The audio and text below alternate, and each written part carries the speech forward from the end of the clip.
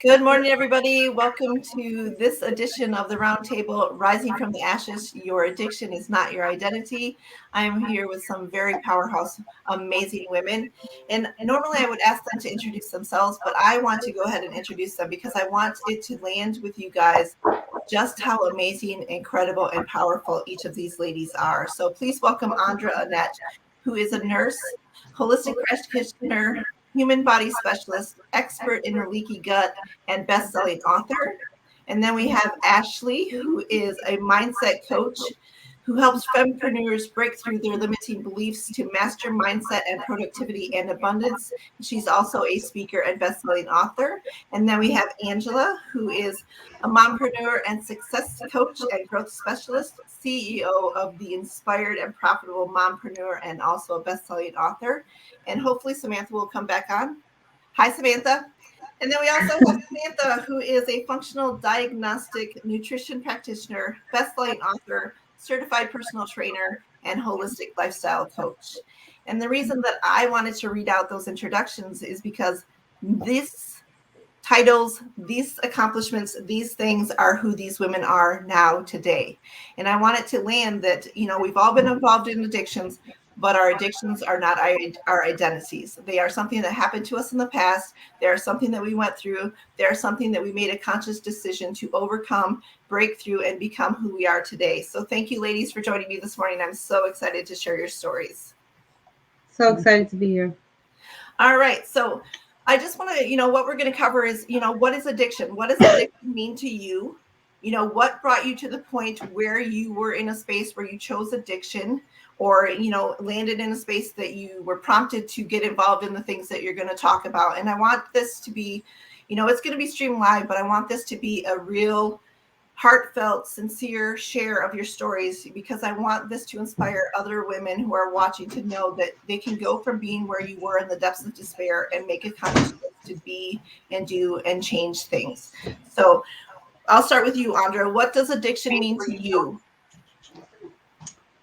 It means inhibiting myself, I guess, staying closed off to the world and not really sharing with another human being who you are or what's going on inside of you, because you're so stuck inside your own head. So, and I'm going to get emotional.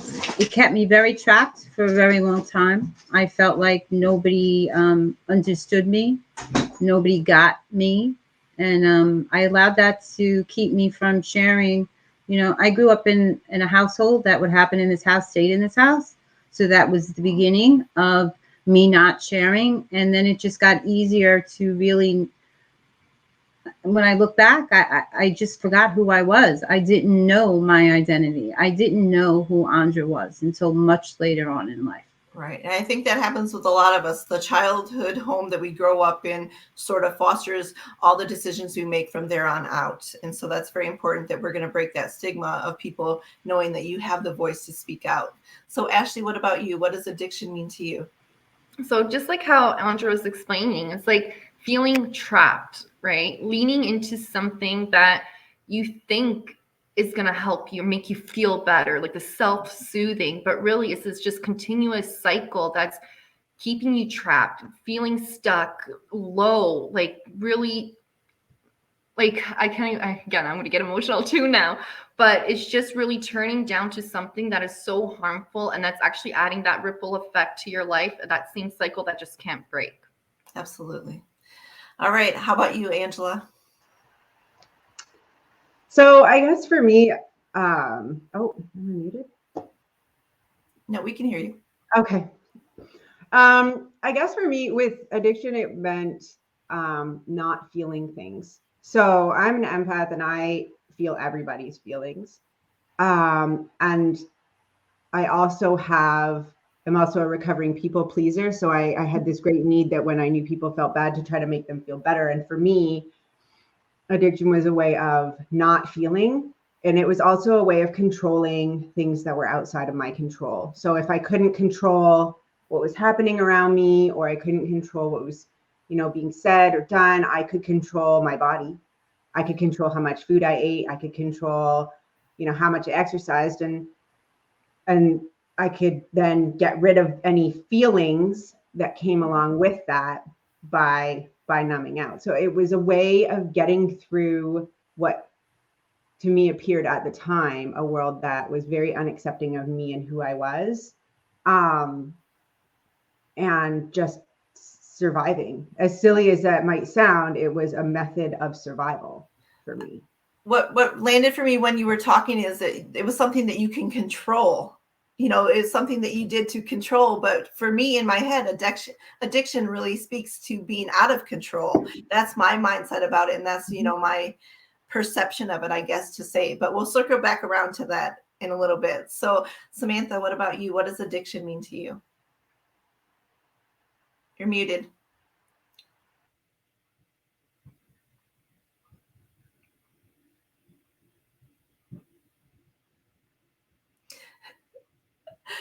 All right, we'll circle back to her when All she right, gets. can you hear me now? Now we can. Yep, go ahead. Sorry, I don't know what's. It's like my whole thing reset today.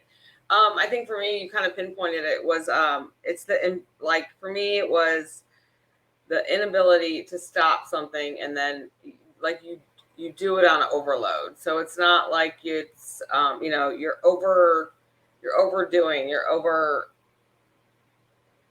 overdoing a activity, an item, a thing, whatever it may be, an emotion, and it's your inability to have any control over it. But your idea in your head is you feel like it's helping you gain control, or it's doing something for you that's better, it's helping you, but it's really hindering you in the long run. I would say. I don't know if that's your sound, but I hear some buzzing going on. So I just want to circle back to, you know, for me, growing up as a child, I viewed addiction. My dad was a raging alcoholic, and I viewed addiction as something to be ashamed of, something that was like to be, like Ashley said, hidden. And, you know, Andra said, keep it in the home, don't say anything. And so when we went out into the world, we were this family that everything was, you know, pink and rainbows and unicorns, and nobody knew what was going on at home. And I think for me also, I grew up with that stigma thinking that addiction is a bad thing. And I'll be honest, I judged people with addictions. I would walk by people and go like, oh, yep, she's on drugs. Oh, yep, she's an alcoholic. And I would judge people. But it wasn't until I really got real with myself and realized I have those behaviors too. And I come from a family of those types of behaviors that I started, you know, really looking at it differently, in a different light, and understanding that it is something that we're not in control of. But I want to ask, do you guys think that addiction is a conscious choice? I mean, do you consciously choose to do these behaviors, or is it just something that you're pushed into because of what's going on around you? I'm curious to see what you guys think. I'll go. Want me to go? Go ahead. Okay, I think it's a combination of both. I think it might start out with a certain behavior that is gradual, like, okay, you like exercising, or, you know, like you like the feeling of drugs, and then it progresses into something that's more of a disease that's manifested inside you. So for me, it was, I think that, you know, alcoholism and addiction with drugs, it's a disease 100%, in that it could be dormant, just like an autoimmune or whatever else. But if you're doing things that are going to trigger it and kind of like light the fire under it, then I think that disease becomes very active. It's like if you're a diabetic and you eat super clean, and then your gut, like you have precursor markers to be a diabetic, and you eat really clean, so you never get to the point where you're an actual diabetic where you need medication, then you're good. But if you start eating sugar and carbs and all that crap, then you're going to have to do something about it.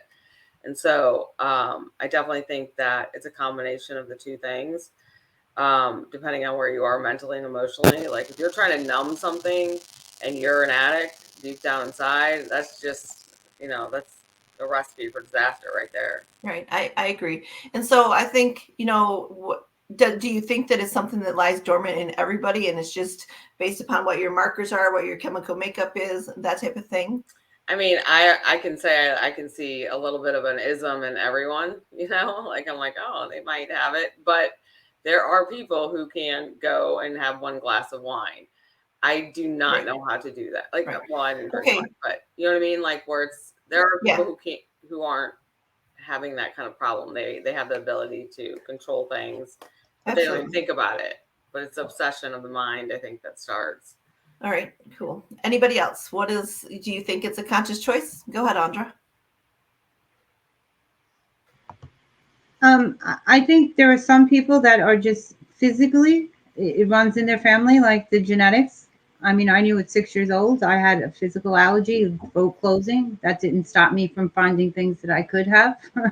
So, but there is definitely, like Samantha said, that emotional compulsion, and it might not start off that way, but it does wind up that way. And I think anybody has the propensity to get to that point. I don't think it's just a genetic makeup. I think that anybody can, depending on where you are and emotionally, get to that point. That makes complete sense. How about you, Angela? What do you think? For me, I think it was a combination of both. I mean, when it came to, eating disorders and that sort of thing, I can remember the exact thing that was said to me that set it off. The exact words, the time, where I was, the place, exactly what changed everything. But when it came to alcohol, I chose that. For as hard as it might be for people to believe, I was doing a job that I didn't feel confident in. It was asking me to do things that I wasn't confident in. And somebody told me that the former CEO of the company gave his best presentations when he was hammered. Whew. And I said, okay. So I just got to take the edge off. Wow. And I chose to try that. And unfortunately, it got out of control. But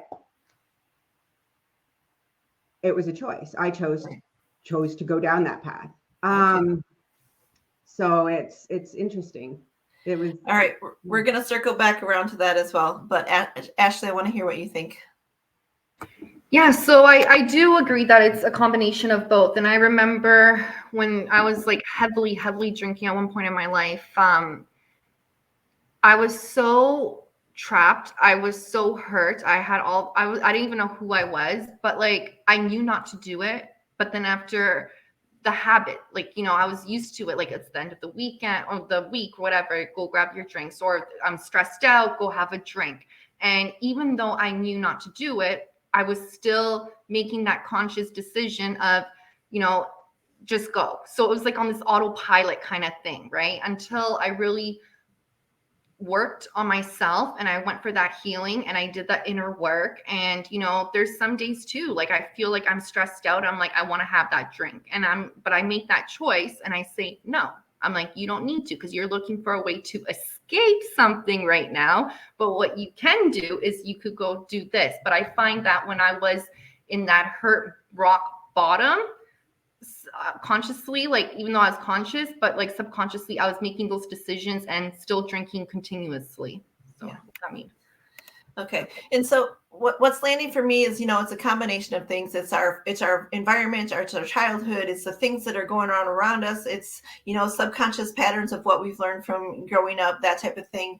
And so I know that this is a really raw subject, but I'm not wanting to share your story to sensationalize it, but I want people to understand where you were in the depths of your despair, how bad you were and how you spiraled down, because I want people to see where that was and then understand that you made a conscious choice to get yourself out of that. And then we'll discuss some of the tools that each of you use to, build yourself back up and get out of it. And then the tools that you continue to use today, because it's not over. It's never done with and over. It's always a conscious everyday decision. I'm not going to drink. I'm not going to take that drug. I'm not going to XYZ. So who wants to go first to share your story? Go for it, Andra. So I guess with me, I was just so sick of dying inside. Every day I felt like a little more of me died. I walked into AA when I was 13, but I didn't stay. I didn't follow the principles of the program. I went around the room, like you said, and said, you got a problem, you got a problem, and you got a problem, but I'm fine. So I didn't really get it until I really listened to the program. But I think when my sister died, I felt like something was ripped from my heart. I physically felt like somebody went inside, and I didn't get out of bed. And there was that good friend alcohol that always calmed me and made me feel nothing. And I didn't want to feel what I was feeling. And I stayed that way for a while. I was angry at God. I let him know. I stopped wearing a cross I had around my neck since I made my communion.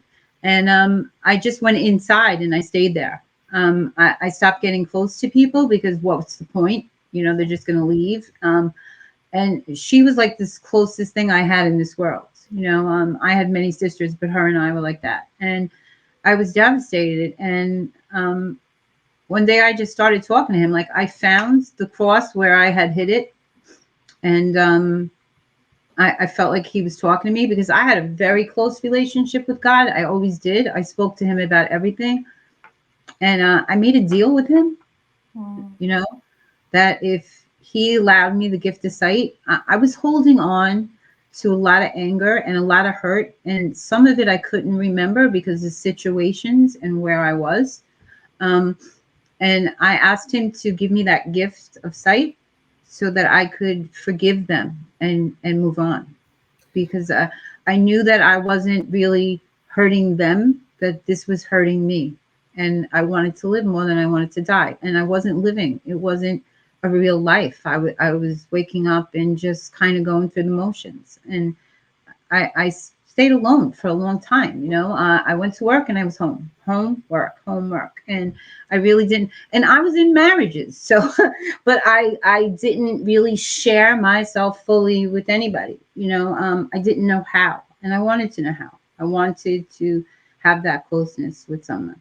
So for me, it was an emotional bottom. It wasn't a physical bottom. I mean, I broke my back. I got hit by a car. I was found in front of my mother's door, stabbed, dead. I was clinically dead with my clothes inside out. And I mean, there were those things, but I was sober when those situations happened. It was the people that I was with and that brought me to those situations. And they were all around alcohol. So I wasn't safe anywhere around alcohol, whether I was drinking or not. Or someone else. And I knew that the people and the places that I was bringing myself to weren't consistent with the type of life I wanted to live.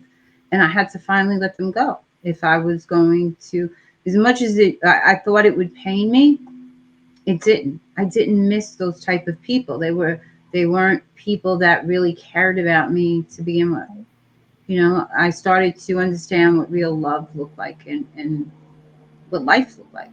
That's awesome. But he did give me the gift of sight. So at what age was that you would you say was my your lowest sister point? died in 2008. So I had long periods of abstinence and sobriety. Like I would go to AA and then I wouldn't,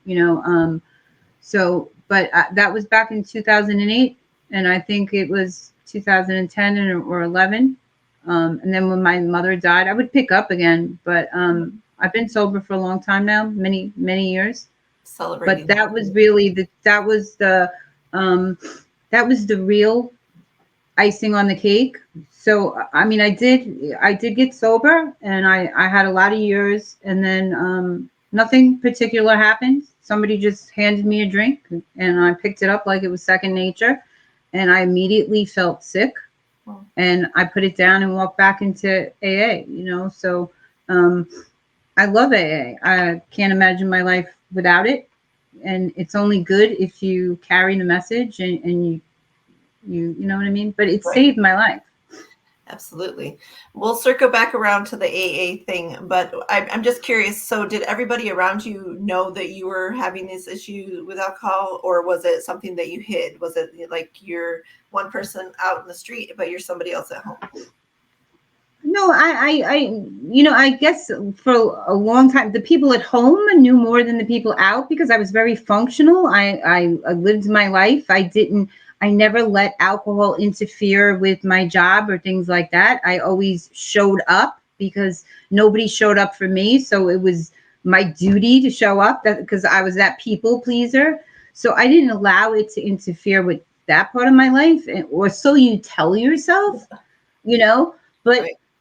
when I first walked into AA, I was worried about people looking at me funny for working in church, but they probably saw me falling down or stupid somewhere else, you know? So I don't know. Your thinking is really bizarre. It took really about a year for my thinking to get back to normal. So That's awesome. I don't know. I don't know what they saw. I just know what I saw every day when I saw that person in the mirror, and it wasn't good. Awesome. All right. I'm celebrating the fact that you made that choice and that you're sober and you've been sober for a long time. And we're going to come back around to the AA, to the tools in a little bit. But I want Angela to share your story next. So, yeah, probably at the worst, I was drinking 2 bottles of wine just to get through the day. And that didn't include what I was drinking when I got home at night. And I was functional. I was functional, like to the point when I got a DUI. The arresting officer said to me afterwards, "This is clearly a problem because the level of alcohol in your system, you should be passed out on the floor and you can talk coherent sentences." Wow. And I will credit that man with saving my life to the day I die, because I knew it was a problem. It was just, and I try to explain this to people, I never woke up every morning saying, "Oh yeah, I really love this. I need to have a drink to function." There was never a day that went by that I didn't wish it was different.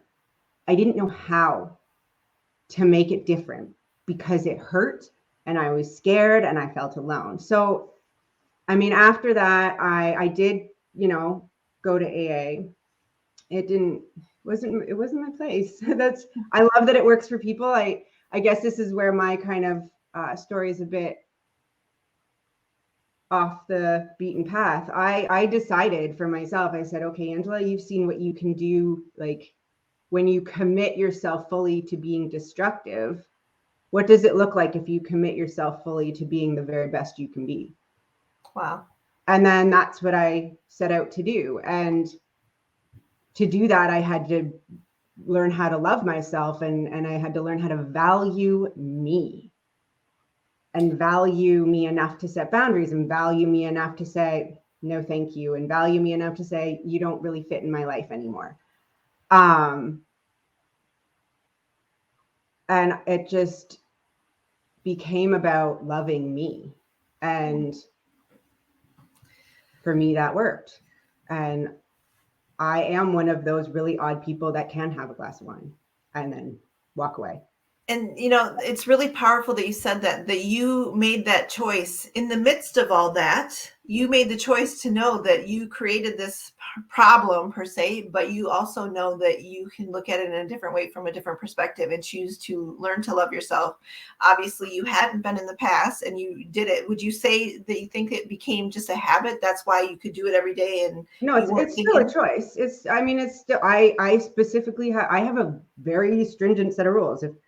If I ever think that I'm having a drink or something because I'm trying to deal with a feeling, it's a hard pass. If I think that I am relying on, the thing is, though, it's so much bigger than that for me. If I think I am relying on anything in my life to cope or numb a feeling, whether it be exercise, whether it be, food, whether it be fighting with people, whether it be,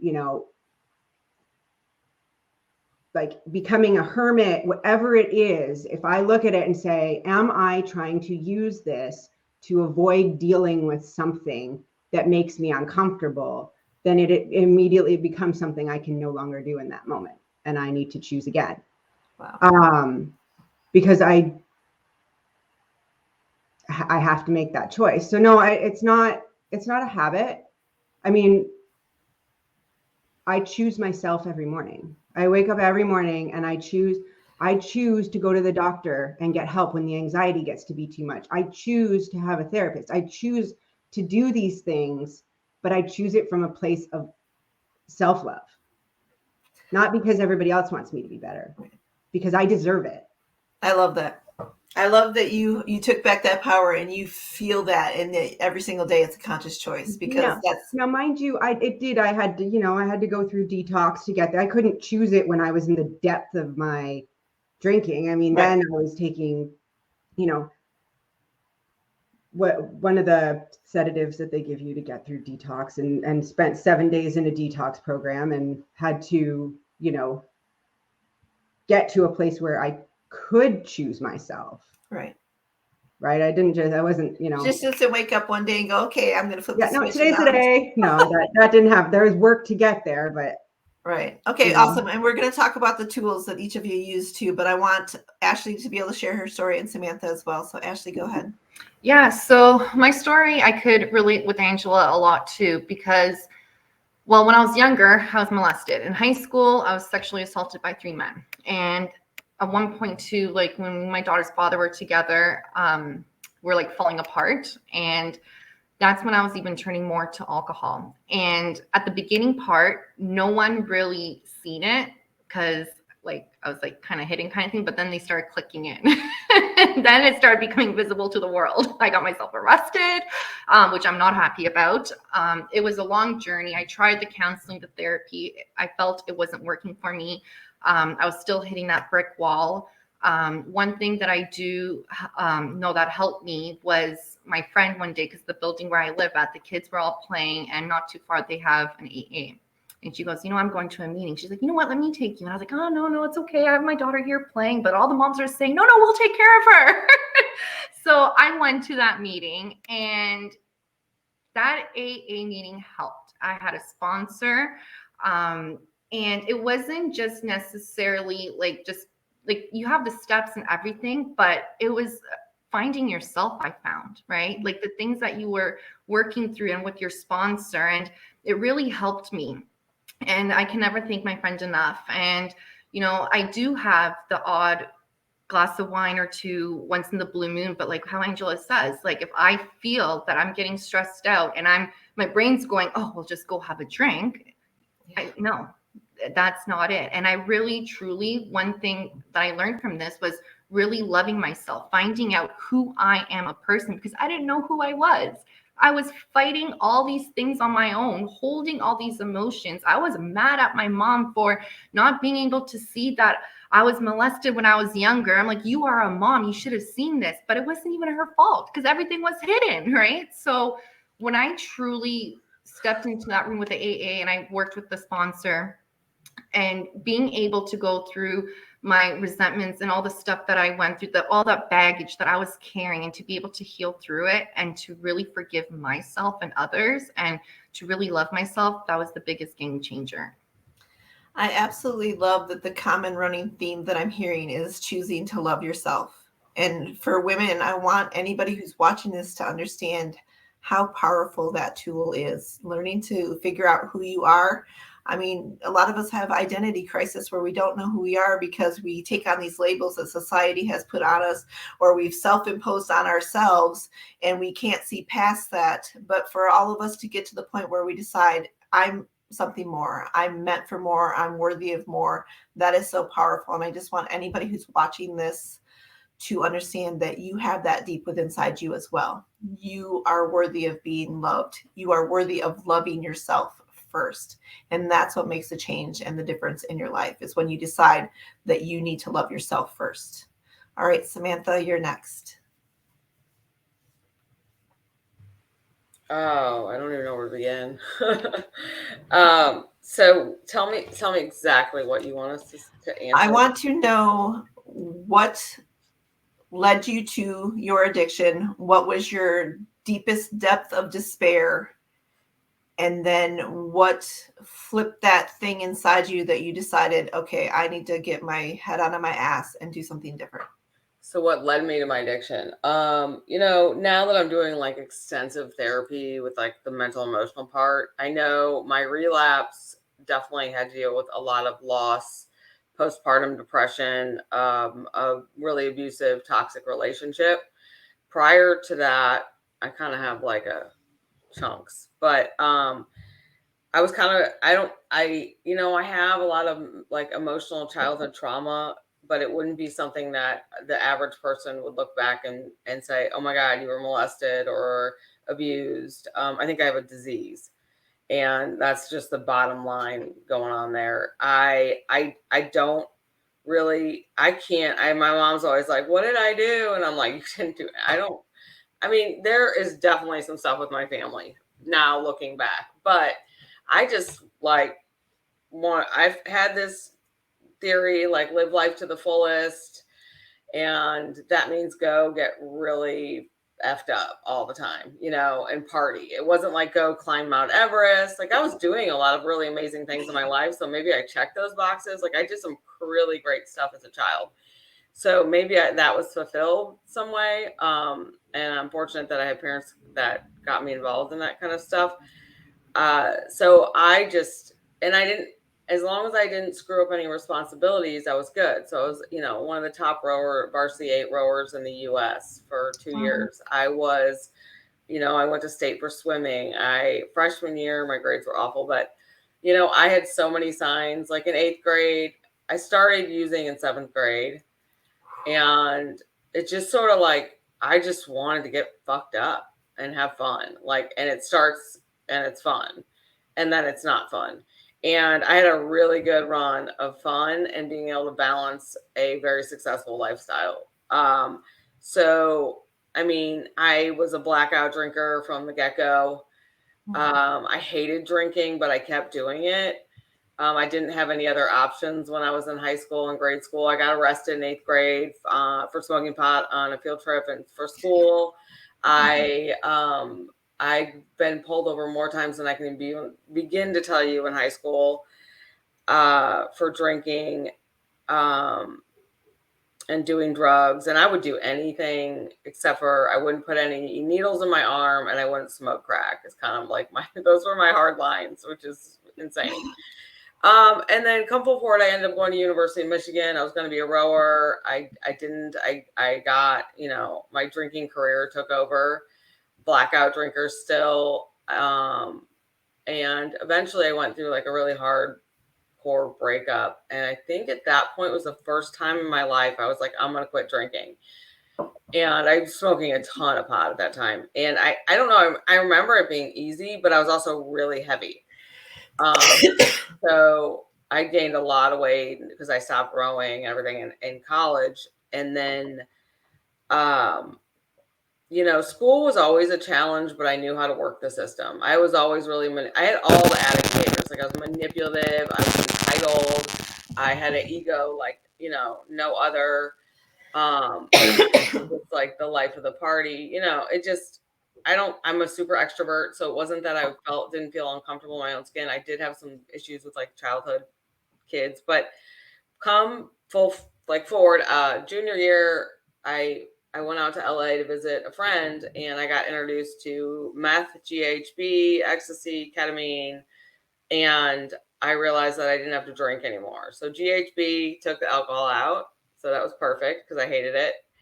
And I had no control and I blacked out. So I found drugs that I had control still. And that was like my perfect cocktail. And the meth was self-medicating for ADHD. So for me, I was able to graduate University of Michigan with a 3.6, 3.8 or something like that, because I could actually sit and focus. I felt like I was normal. And from then on, I did not stop using meth. I don't think ever. Like there was no stopping point. I think I tried to quit twice and then I didn't. And then I moved to LA. I was a DJ and producer. So I was in the industry. I started selling drugs. I'm an entrepreneur. I will find a business out of fucking anything, I look back, I'm like, man, I remember selling candy to my brother's friends out of my room. I was always about making money. I had a job in like 5th grade. I've always had like 5 jobs. Like I'm always hustling. And so drug dealing made sense to me. And that progressed to me going to like, okay, not just selling to tons of little people. I'm going to sell to 7 people, massive quantities. And at this point I was fully in my addiction and abusive relationship.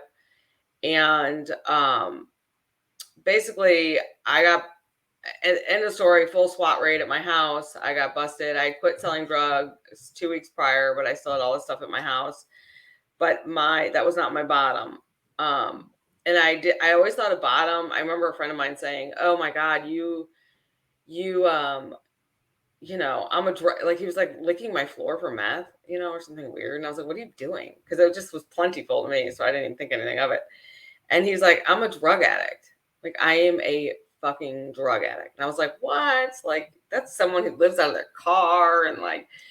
And so I had to learn that everybody's rock bottom is different. Like, I had money, I had everything. I was a successful DJ. I looked at my dog. I asked my dog if I should go to rehab. My dog came, put her head on my lap, and I called my parents and told them that I think I need to go to rehab. I did not know what the 12 steps were. I did not know what the program was. I found this fucking rehab in Malibu where like massages and, you know, whatever, kayaking all day. And I was only going to go to rehab if there was a pool. You know, I'm still trying to control like the situation. So, my dad called back and said, you're not going to this place. So you got to go to somewhere that has a 12-step program. And this is coming from a doctor, and he's a science man. And so I'm sitting here listening to my dad tell me, like, I'm gonna have to go listen to this like God stuff to get sober. Like, it was all like, and I was like, I don't even know what the 12 steps are, but fine, they have a pool. So I went. And that was April 19th, 2006. I went in. I have not touched one of those drugs or any of that shit since that day. But I did relapse, so that comes later. So that was my bottom. Like, I knew at some point it's like probably a lot of you. It's like you get sick and tired of being sick and tired at some point, and we're probably like, we're all kind of like these hard-headed entrepreneurs and really stubborn. So it takes us a minute to be like, I just knew, like, just stay alive, Sam. Just stay alive, and one day I'll get sick and tired of being sick and tired. And that's when I hope I don't die. I'm already probably going to prison. Like, we got that checked, you know. And I ended up doing 2 years federal prison. I got sentenced to 8 months. LA County. I had 22 counts against me. I was looking at 22 to life. I got really lucky in the grand scheme of things for what I was doing. But you couldn't do anything. Like, I was on that pink cloud that people get on. I was sober through prison, sober through LA County. I was sober for 13 years. And this is where the mental emotional part comes in, is I had my kid. I got work pulled out from under the rug. I went through fertility treatment prior to that. And I think that's where my addiction started to come back alive.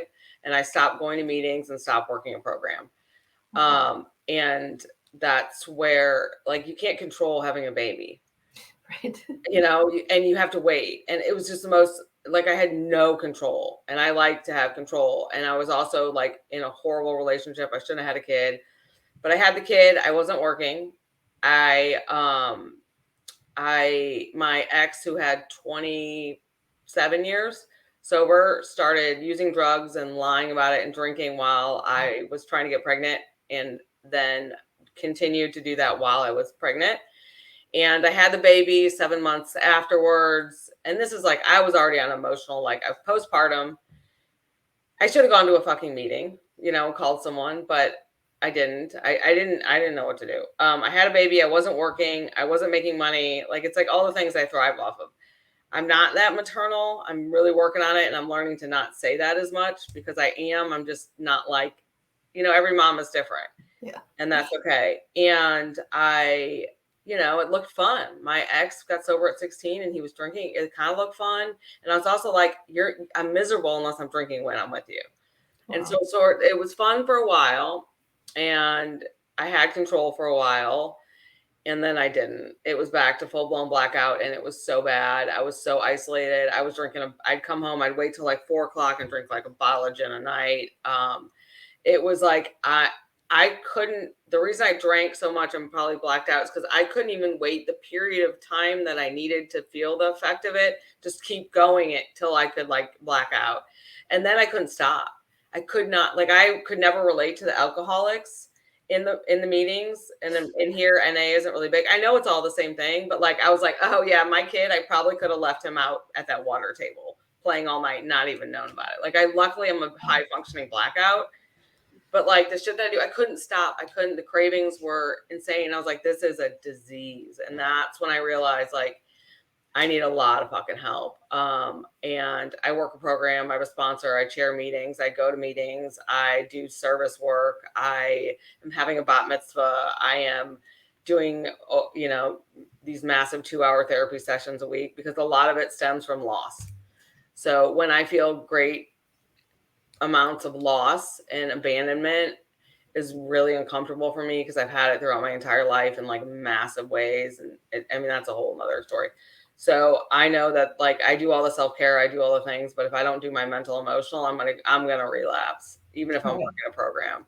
So I'm back in. I had my 13 years. I did really well. I went out and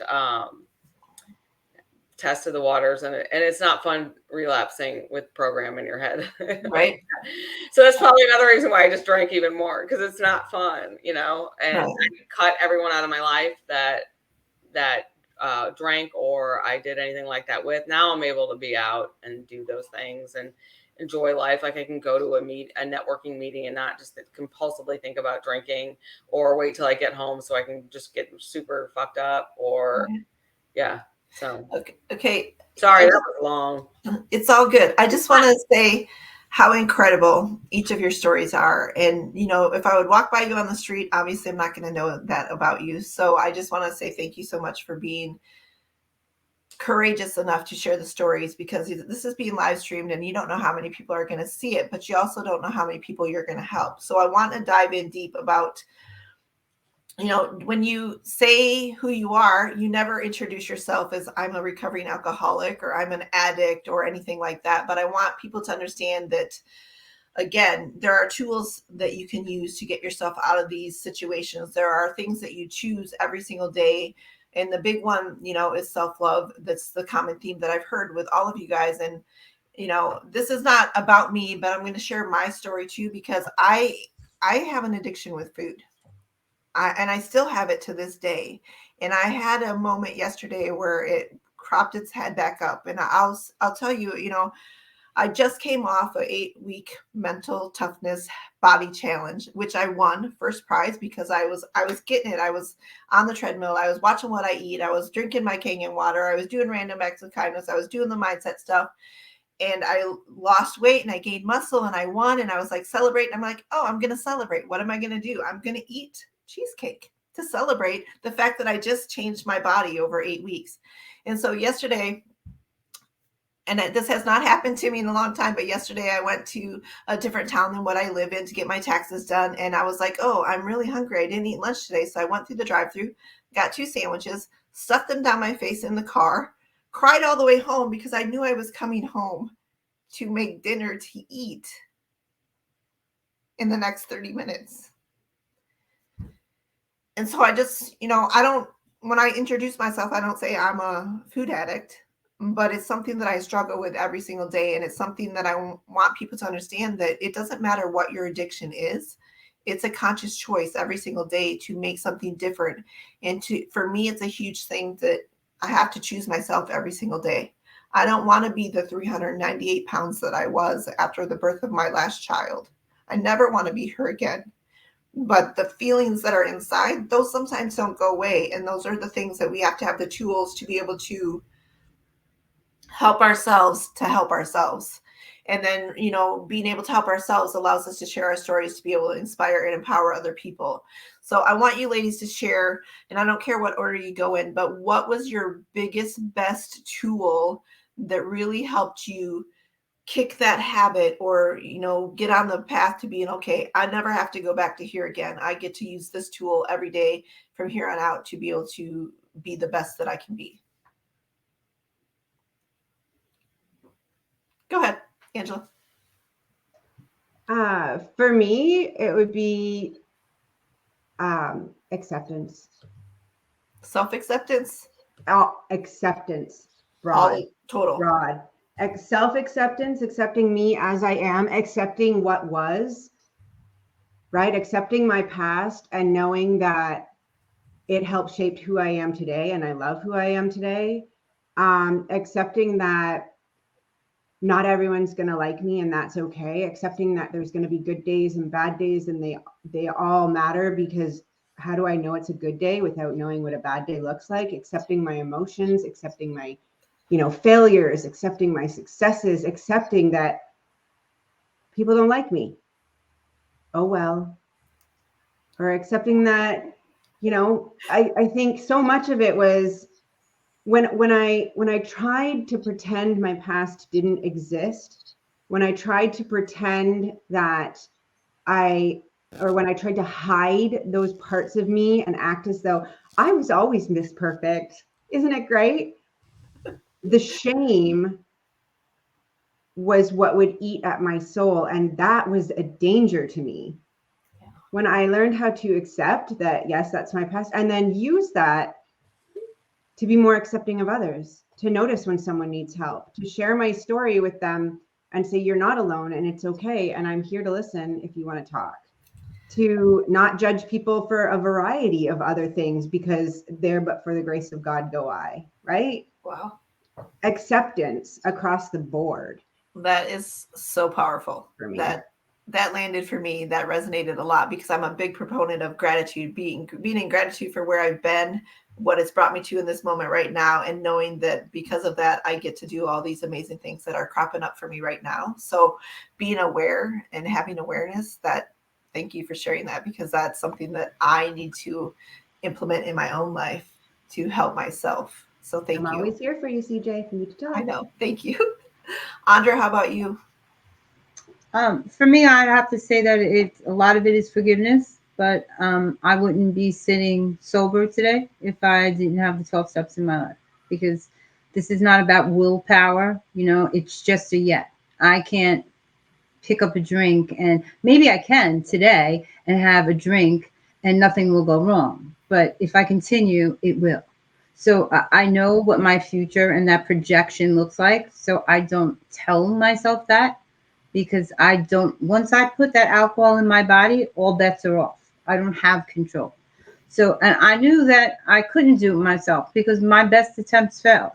But when I found a program and I was able to do the 4th step with someone else, share the worst I had ever done with another human being, that I was able to move on and let it go, because now it was out there. It didn't hurt me anymore. It didn't have control over me anymore. I could forgive myself for my part in it, and I could forgive them.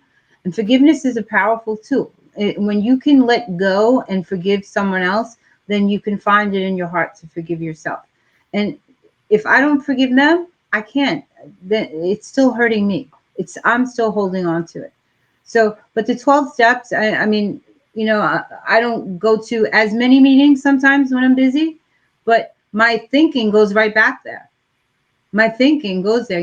I haven't thought of a drinking God over a decade, but my behaviors are different when I don't have that 12 step in my life, when I don't share with another alcoholic. So if I'm not doing what I'm supposed to be doing for me, I'm not going to hold on to this. So I have to go to meetings for the rest of my life. I have to stay connected to people, and that too is a choice, because I know where, and loving myself and all that stuff. I've been loving myself a long time. That didn't keep me sober. So just for me, just for today, because I only have today, one day at a time. I do what I need to do, and I identify with everybody's story here, right down to yours, because I have an addictive personality. Doesn't matter what I pick up, my disease is more. The more I have, the more I want, So I have to keep that real and upfront for myself. Even attention. When I get that attention, I want more. I want more. So I was that class clown. So yeah, I identify that, and I identified a lot with Samantha's story. Just because I didn't discuss every place my disease brought me doesn't mean I'm much different. Right. It was just more of an emotional bottom for me. I love that. And what really landed for me is, I always say, there's things in my life that I forgave people for, but it wasn't for them. It was for me to be able to move on and do the things in my life and not be held hostage by that particular situation or event that happened. And it just landed for me that I need to forgive myself for what I did yesterday in order to continue to heal myself and be better. And I also love that in your own heart that you need the 12-step program to continue to be your best self. And I love that you choose that for yourself. It's not a one size fits all. There's not one major thing that, cures everybody, or a tool that everybody can use that it's going to work to, get them through addiction. So I love that there's different things that we're talking about that is your go-to, that works for you, that maybe it will resonate with whoever's watching as well. So Ashley, how about you? So I have two things. One thing too, like even with me, like when I was at rock bottom and like I couldn't even help myself, is going to an AA meeting. You know, taking away that, I guess, blind eye kind of thing, saying like, oh, I don't want to go there. But if you find yourself really struggling, go. Like that was my first beginning stage of where I really started working on myself as well, you know, being able to forgive. Like forgiveness was a big thing for me too, letting go of that resentment, you know, doing all that healing work as well, that mindset work. You know, I'm always doing like breath work, journaling till this day, because I'm assessing my emotions, being aware of my emotions, right? Because as in the past, before, it was like you start getting pissed off and it's like, oh, you know what, and you go for that drink. But now I look, I'm like, okay, I'm starting to feel this way. Why am I feeling this way? And I like, you know, work forward, like steps, what I can do to make myself feel better rather than going another direction. That's awesome. I love the common theme of awareness too. I mean, a lot of people don't look at themselves and do the self-reflection and are not aware of, you know, why they've made the choices and then what different choices they can make to go in a different direction. And that lands for me too. You know, the fact that you guys both mentioned awareness, that's huge. And I think that will help a lot of people, because a lot of people aren't willing to admit I have an addiction with anything. You know, a lot of people just don't want to feel like people are judging them or, you know, having this perception of them. So a lot of people just don't even admit that they have it. So being aware and being able to admit, that's huge. So thank you. How about you, Samantha? Okay, turn on mic. For me, it's definitely it's the pro. So for me, going to rehab was the biggest thing. When I made that choice and went to rehab, it changed my life. Like just everything I learned. That stint of sobriety was just, it was easy for me. I was just ready and done. I surrendered. I gave it up. Like I pretty much knew my best decision was my worst, and that's where I was at. So I let everybody else run the show, and that worked for a while. And then, you know, I felt like the God part kind of tripped me up in the beginning, but then I don't know. I think that and the God and the higher power. And I don't know. I looking back, I'm like, I think I just was faking it, and it worked. So it was fine. But I connected in so many areas to so many other things that it just worked. And I was just so done. This next time when I was getting sober, I mean, now it's the other thing is my higher power. So, it took, I was like, just struggling forever trying to get sober with this alcohol thing. And it was like, everyone's like, just fucking pray, just go to your higher power, just pray on it. And I'm like, it's not working. Like I'm praying, like I'm doing all these things. I'm praying.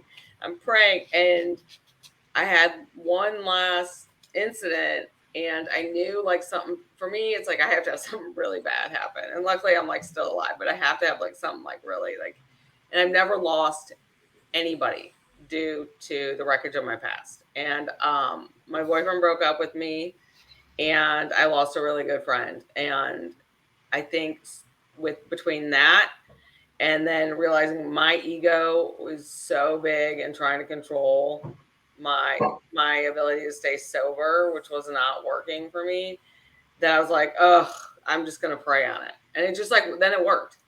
I don't know what happened. I have no idea. But now I'm like, man, my higher power. I'm like, shit, go for it. You can take this one over. It's just like a way for me to just be like, fuck it. I'm not going to worry about it. I think really what lands for me is surrender. You surrendered to having to have to control it. And the higher power, the divine, actually was able to land because you surrendered to being able to receive that. Yeah. And part of it is when you work through the steps, you also look at like all the things. And so for me, it's like, oh, well, that's where I was doing that. And it's like, you know, you get to look at a real good, clear reflection of like how you've impacted people. And it's not something I want to do. And then you see where your ego was involved. And, you know, I think everybody should go through the 12 steps, and if they're an addict or not, honestly, but like making amends. Absolutely. People like, I love making amends. I love looking at my character defects. Like people are like, I relapsed on step 4. I'm like, I'm glad. I feel like, fine, I can let that go, you know? And sometimes it's hard. Like I am still like, I think about it every day, a lot of the days of how I lost people due to my addiction. And I think too, it's like, they're probably not where, you know, but then that's part of my whole thing with loss. I take on a lot of the guilt and shame. And then I'm like, oh my God, it's my fault that this relationship didn't work because I was the one who relapsed, and that trumps everything. Well, he got in a relationship with someone after he is 7 years sober, and I had like 20 something days. Like, it's like, come on now. You should have, like, that's like a 13th step.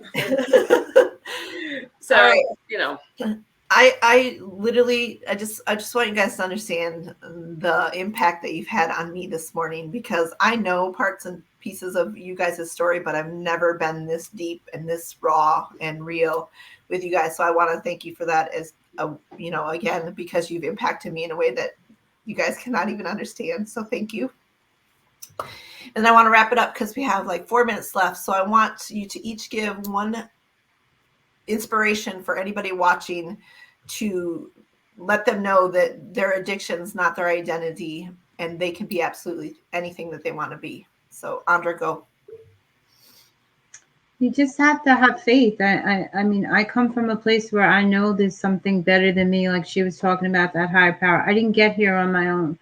And God doesn't make mistakes. So if you're here, you have a purpose and you have a reason. And we're all here to find that reason. So just move on. Some days are hard. Get up, pick yourself up, and just keep moving. I always say, baby steps will take you anywhere you want to go. Just keep taking them. And it's really, it is that simple. Awesome. Thank you. Ashley? So I would say, don't be ashamed. You know, a lot of times we hold so many things and we're too shy or too ashamed to come out and say we need help, or, you know, so it's always about how can you better yourself, taking that step in that right direction, focusing on you.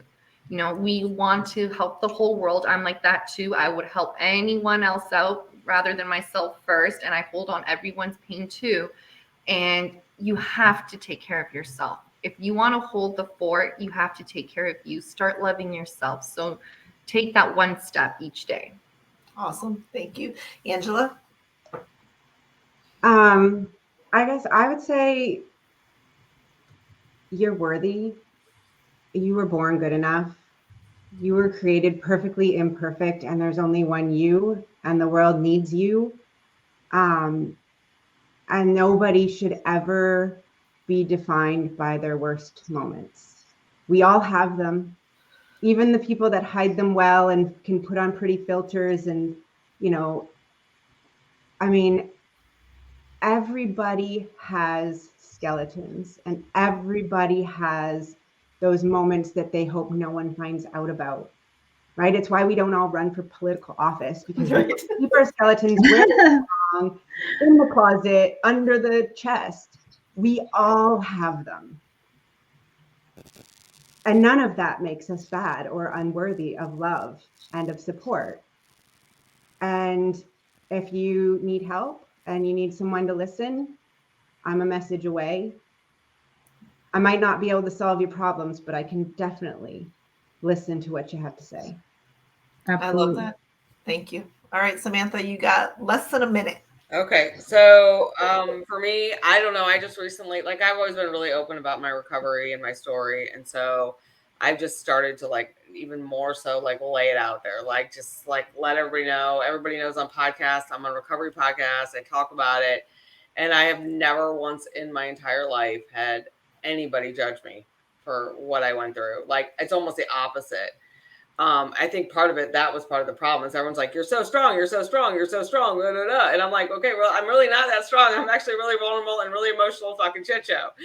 But then I have these other tapes in my head. So for me, it's that. And the biggest thing is, like, you got to think about your legacy. And I say it all the time, is like, imagine what people were saying about you at your funeral. Like, oh my God, that's that chick who, you know, just, I mean, yeah, everybody struggles and people die from drugs. We all know that. But like, what are you going to do? What are you going to tell your kid? What's your kid going to hear about you when something happens? So I think that's a really important thing, is like, I want to do something with what I've done, and I have no regrets. So Awesome. That's great. And we need to wrap it up. So I just want to say thanks again. And I just want anybody who's watching to know that you are not your past. Your addiction does not define you. You can rise from the ashes and be anything you absolutely want to be in your life. So choose to be.